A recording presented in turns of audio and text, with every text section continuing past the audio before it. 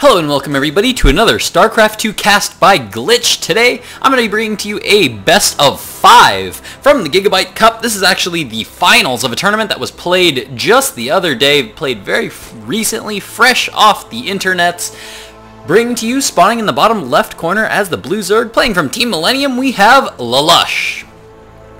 Spawning in the bottom right position, his opponent today as the Red Terran from Korea, playing under the alternate ID of Prodigy, we have Polt. Polt is a extremely well-known player, Terran player from South Korea. He usually operates under the screen name Polt, but for some reason he does operate actually every now and then. This is not that uncommon. I have seen him play under the alias of Prodigy before. He is done that before, and he plays for Team SCVs for Life, also known as TSL, one of the top Korean clans or Korean teams, that is for sure, on the StarCraft 2 scene. So, MΔLalush is, of course, the Swedish Zerg player, very, very well known for being very, just ridiculously good. Ridiculous, I don't know what else to say about him. He's really, really good. He plays in a lot of tournaments, and he always does really, really, really well. So I'm definitely excited to see what's going to happen between these two players because, of course, anytime you see a South Korean player, you know that you're going to be talking about some of the best players out there, especially if they're on a team like TSL or Slayers or OGS. You know that these are going to be top tier players. So definitely going to be expecting some top tier level play from Polt as well. Now at this point, Polt has thrown down the barracks and he is throwing down the refinery. That pretty much limits in TVZ couple of different options here that are available to him. It's either going to be fast reactor factory, or it's going to be a quick Reaper expand. That's something that's very common in this matchup. We see that all the time happening now. Looks like for MΔLalush it is going to be a fast expansion. His hatch did go down there, it looks like on 15, followed by another 15 pool.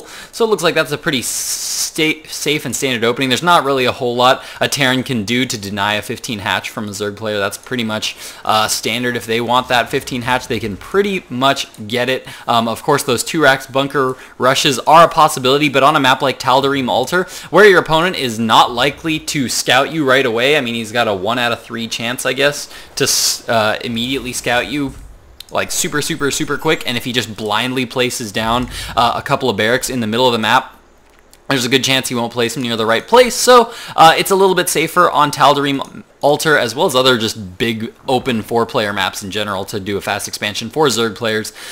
On the other hand, it is getting more and more common now to see Zerg players that get that at least a pool, maybe the gas up first before getting that hatchery, just to be completely safe, just because a lot of players are really set right now.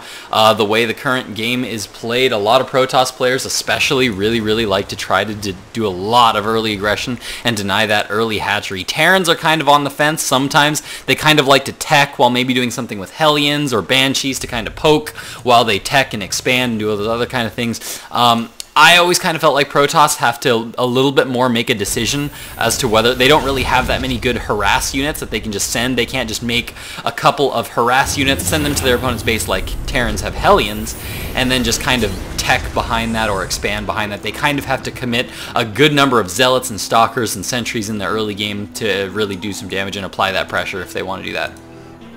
Now, MΔLalush continuing right now to just get up lots and lots of drones. Looks like he's going to be playing it safe, not going to be going for any kind of early game aggression, which has actually been becoming increasingly common for Zerg players to do. I think it's just kind of gotten to the point where Zergs are kind of fed up with being messed with all the time in the early game, and so a lot of Zerg players are finding ways to put pressure back on their opponents very early on. You see players like Stefano do that a lot, where they'll get up even just like 6 Zerglings. They'll get up this quick hatchery, get up their pool, and just get out like 6 or 8 Zerglings and immediately send them to their opponent's base and just try to apply pressure to them so that pressure isn't applied back on them. And if they start to see it go well, then they will start to press even harder and start producing more Zerglings. As we can see, 6 Zerglings currently being created here for MΔLalush. He's creating... Oh no! It looks like he uprooted that Spine Crawler, and now these Hellions are going to get a few free shots on it, but of course Hellions don't do a whole lot of damage to 2 buildings. A couple more Hellions are going to be joining the fight here in a second. LaLush placing down some buildings here to try to restrict motion of these Hellions. As you can see, he's got this Roach Warren here, Evolution Chamber there to prevent any kind of run-bys there around this Spinecrawler, and then he's using this one Queen over here to block this little hole on this side. In the meantime, he's now bringing in Zerglings. Notice how he's spreading them out. He's not keeping them clumped up in one little group. They're going to be a little bit more spread out, and ooh, it looks like he's going to try to get a little bit of a surround there if he can catch Polt out of position there, but it looks like Polt was being very careful about watching that mini-map. And he was able to pull them back right before those Zerglings started to move in on him.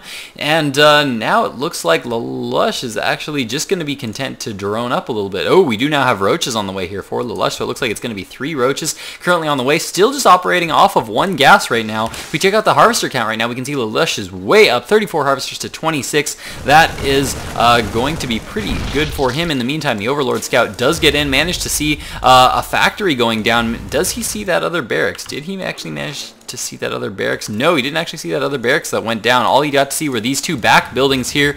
And so, Zerglings, it looks like they're going to try to take down the Rocks, the Destructible Third, while the Roaches push the Hellions back. Of course, Hellions do very, very little damage to Roaches. Of course, they only have bonus damage versus light, versus regular old armor units. Then Hellions really just don't do that much damage. So they are going to be forced to pull back now, and it looks like, for the time being, LaLush is going to be maintaining the map control right now because he's got these few Roaches out. And this is a smart play here by LaLush, just creating a few Roaches, just enough to be able to deal with the Hellions. You don't want to overcommit to Roaches just because it's so easy for Terrans to make a Marine Marauder in this matchup. And oh no, these Roaches are actually moving in here for LaLush, and Polt actually being forced to pull a few SCVs. They're getting a little bit worried that those Roaches might break the line. We do see a lot of Lings now coming across the map here for LaLush, just starting +1 melee attack upgrades right now and throwing down his 3rd. So he's applying some pressure as he takes his 3rd so that he can start to try to deal some damage and prevent his opponent from trying to deny that 3rd of his.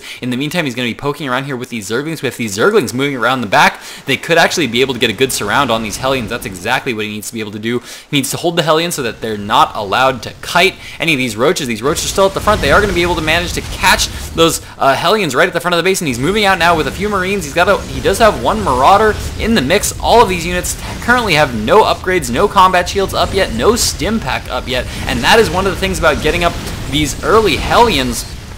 2 Banshees are actually now out on the field as well, but there's going to be a big counterattack here from LaLush as he's now going in. There are 2 starports in here that he is now scouting and seeing, but now he's coming in and he's going to start to deal a lot of damage. In the meantime, the forces of Polt are going to start to move up to the front door of LaLush, and he really doesn't have a whole lot here to be able to deal with it. He's throwing down some creep over here so that he can get his reinforcements to the fight a little bit faster, but these 2 Banshees are going to be very, very hard to deal with. In the meantime, these Zerglings are dealing so much damage in the base of Polt right now. 37 workers killed right now.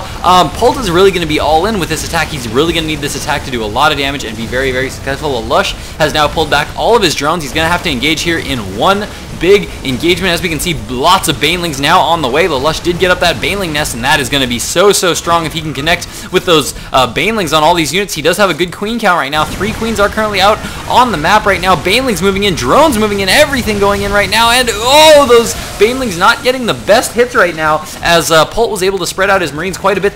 Keep in mind, there are still Zerglings in the base of Polt, rather, doing a lot of damage to all the tech structures, and now it looks like LaLush is going to be moving forward, and it looks like he has managed to push this aggression away. He's still producing Zerglings. Notice his main is still mining. He still has drones mining in his main, which is a lot more than Polt can say right now, as he has no mining going on at all, and now Polt is going to be forced to pull back and have to defend his base. He is in an absolutely terrible position. Only 1 SCV currently out on the field right now for Polt. He does have a few Banshees out right now, but he's going to need to get a lot of worker kills if he's going to want to be able to keep up with LaLush, because LaLush is starting to look very, very strong here. He does have 1 creep tumor out in the middle of the map, so he's going to see this attack coming. These ghosts, these Banshees rather, do not have cloak yet, and ooh, there is now a Spore Crawler though in the natural expansion. A couple of Spore Crawlers actually to prevent too much damage from these Banshees, and these Banshees now going to be forced to pull back because the Roach count here is actually pretty high.